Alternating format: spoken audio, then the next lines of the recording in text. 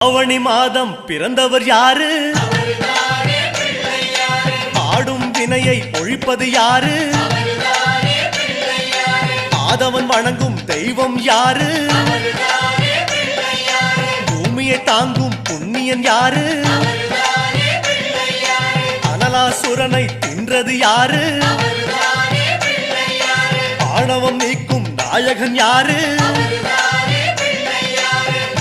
அணிந்த மூலவன் யாரு? அவரும் வாழ்வது எங்கே கூறு?